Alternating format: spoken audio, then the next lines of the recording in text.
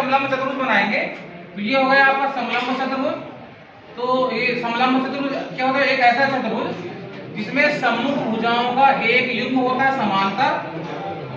ठीक, सम्मुख भुजाओं का एक युग्म समांतर होता है।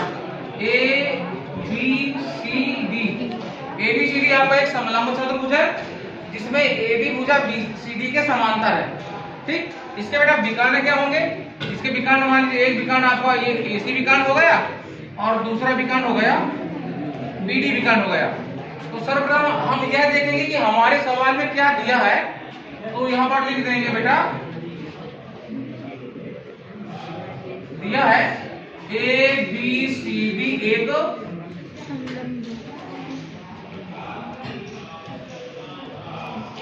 समलंब चतुर्भुज है, चतुर्भुज है जिसमें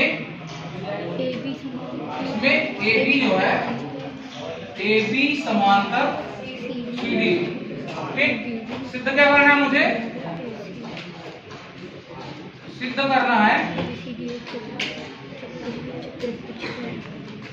ए बी सी डी एक चक्रीय चतुर्भुज है। ठीक बेटा, इसमें रचना करनी है। रचना ये हो जाएगी, रचना ये होगी कि बिंदु ए से भुजा सीडी पर लंब डाल देंगे और बिंदु बी से भुजा सीडी पर लंब डाल देंगे। तो जब बेटा यहां से लंब डालेंगे तो ये देखिए लंब क्या होता है? एक ऐसी भुजा जो दिए गए आधार पर 90 अंश का कोण, ये हो गया एम।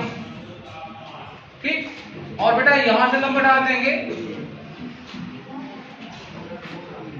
ये हो गया आपका बी एन। ये जो हमने लंब डाला रचना में लिख देंगे ए एम लंब है सी डी पर तथा बी एन लंब है सी डी भुजा पर। अच्छा, अब देखिए भाई उपपत्ति में क्या करना है। उपपत्ति में हम देखेंगे बेटा कि ध्यान से देखेंगे, सबसे पहले ये देखेंगे कि ए बी और सी डी समलंब चतुर्भुज की ऐसी भुजाएं थी जो कि समांतर थी। ए बी और सी डी समलंब चतुर्भुज की ऐसी भुजाएं थी जो कि क्या थी? समांतर थी। और बेटा समांतर भुजाओं के बीच की दूरी हमेशा बराबर रहती है। तो चूंकि ए बी समांतर है सी डी के, तब क्या होगा बेटा? जो ए एम है वो बराबर हो जाएगा बी एन भुजा के। लिख देंगे क्योंकि समांतर रेखाओं की दूरी समान रहती है, समान रहती है, इस वजह से दोनों बराबर हो गए। अब बेटा मैं यहां पर ए एम सी त्रिभुज ए एम सी व त्रिभुज बी एन डी में इन दोनों त्रिभुजों में सर्वांग समता दिखाएंगे। कैसे दिखाएंगे? कि अब हम देखें कि बेटा जो एसी भुजा है, ठीक, हाँ एक चीज और ध्यान देना बेटा कि जो हमारे पास समलंब चतुर्भुज एबीसीडी था, समलंब चतुर्भुज एबीसीडी में एबी समांतर सीडी भुजा थी और बेटा इनके विकर्ण भी बराबर थे। यानी एसी क्या था बेटा? विकर्ण एसी जो था, जो विकर्ण एसी था वो किसके बराबर था? बीडी के बराबर था। भाई विकर्ण बराबर थे इसके। तो बेटा जब हम सर्वांग समता दिखाएंगे त्रिभुज ए एम सी और त्रिभुज बी एन डी में, तो आप ये देखो कि ए एम सी ये वाला त्रिभुज है और बी एन डी ये त्रिभुज है। इसमें एसी भुजा बीडी भुजा के बराबर है। एसी भुजा बराबर क्या है बेटा?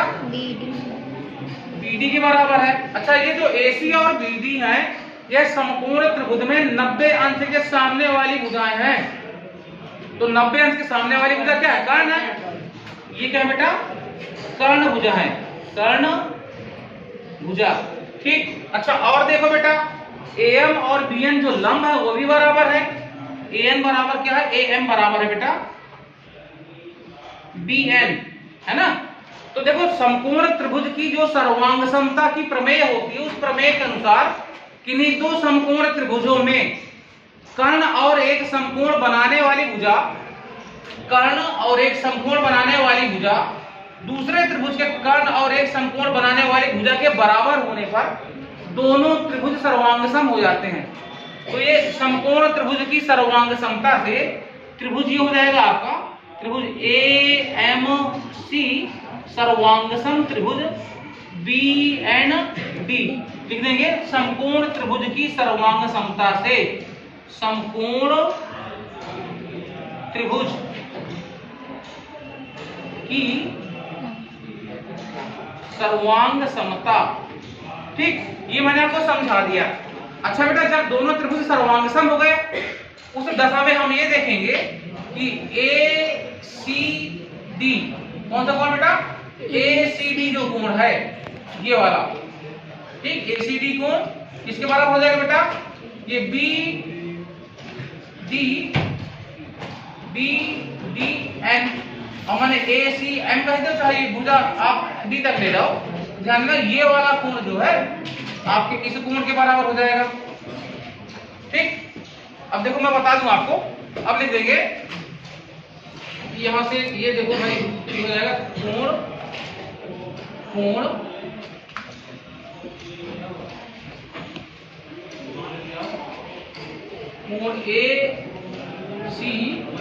ACM बराबर कोण BDN की।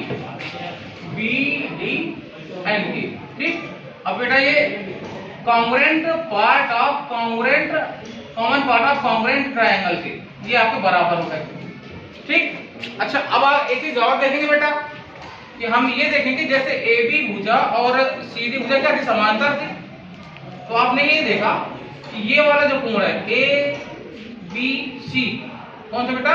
ABC जो कोण है लिख देंगे कोण ABC बराबर हो जाएगा ABC कोण जो है ये कोण ABC कोण बराबर हो जाएगा ACD या M के। ACD ये हो जाएंगे बेटा एकांतर कोण। क्या हो जाएंगे भाई? एकांतर कोण। क्यों? क्योंकि ये हो जाएगा आपका, क्योंकि AB जो है AB समांतर है CD के तथा AC तिर्यक रेखा है, तिर्यक रेखा।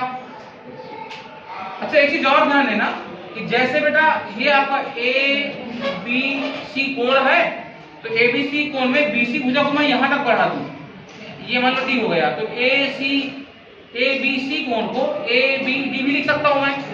अच्छा अब देखो जरा ACD लिखा था मैंने, तो वही कोण आपका ACM भी है। ठीक, या ये हो जाएगा, या कोण ABC बराबर कोण ACD बराबर कोण ACM की। ठीक है, अब बेटा जो ACM था वो BDN के बराबर था, जो ACM था वो BDN के बराबर था। क्योंकि कोण ACM जो है वो कोण BDN के बराबर था, तब क्या होगा भाई? तब एक हम ये हो जाएगा कि जो कोण ABC है ठीक ABC है ना, तो बेटा ये जो कोण आपका ABC है तो ये BAC था। क्या था ये? BAC। ठीक, ध्यान देना। अब ये हो जाएगा आपका कोण BAC का जो मान है, कोण BAC का जो मान है वो हो जाएगा BDN के। अच्छा अब जरा ध्यान से देखना, BAC ये वाला कोण BAC जो है BDN के। अब बेटा ये देखो BAC और BDN ये दोनों कोण क्या है? एक ही वृत्तखंड के कोण हो गए। क्या हो गए भाई? एक ही वृत्तखंड, जो कि एक ही वृत्तखंड के कोण हैं, क्योंकि एक ही वृत्तखंड के कोण है, अतः ABCD एक चक्रीय चतुर्भुज है। इस तरह से बेटा ये बात सिद्ध हो जाती है। एक बार मैं पुनरावृत्ति कर दूं तो सबसे पहले क्वेश्चन दिया था, प्रमेय दी थी कि दिखाइए समलंब चतुर्भुज की के अगर विकर्ण बराबर है तो वह चक्रीय चतुर्भुज होता है। तो दिया हमें, हमने लिख दिया कि एबीसीडी एक समलंब चतुर्भुज है जिसमें एबी भुजा सीडी के समांतर है और एसी विकर्ण बीडी के बराबर है। सिद्ध क्या करना है कि एबीसीडी आपका चक्रीय है। रचना में हमने क्या किया बेटा कि एएम लंब और बीएन लंब सीडी भुजा पर डाल दिया। उसके बाद हमने क्या किया कि दो समकोण त्रिभुजों को हमने सर्वांग सम दिखाया बेटा, एएमएन और आपका ये बी और क्या था एएमसी और बीडीएन, बिल्कुल हमने सर्वांग सम दिखाया। सर्वांग सम दिखाने के बाद हमने पाया कि बेटा एसीएम और आपका कौन सा बेटा बीडीएन कोण आपस में बराबर हो जाते हैं। अब क्योंकि हमने ये देखा कि AB रेखा CD के समांतर थी, जैसा कि ABCD समलंब चतुर्भुज था। अब जब ABCD समलंब चतुर्भुज है तो ABC कोण फिक्स और ACD कोण, ये देखो ये लिखा है ना BAC कोण और क्या बेटा ACD दोनों आपके एकांतर कोण हो गए। अब ये दोनों एकांतर कोण है तो आपने ये देखा बेटा कि ये BAC और ACD दोनों एकांतर थे बेटा, जबकि ACM जो था BDN के बराबर था। तब ये कोण और ये कोण बराबर होते हैं। अब ध्यान देना कि प्रमेय यहाँ पर जैसे ये वृत्त है आपका और इस वृत्त पर एक ही खंड के दो कोण हैं, ठीक, एक ही खंड के दो कोण है, जैसे ये वाला, तो ये आपका क्या होता है चक्रीय होता है, वही एकांतर खंड के कोण कहलाते हैं।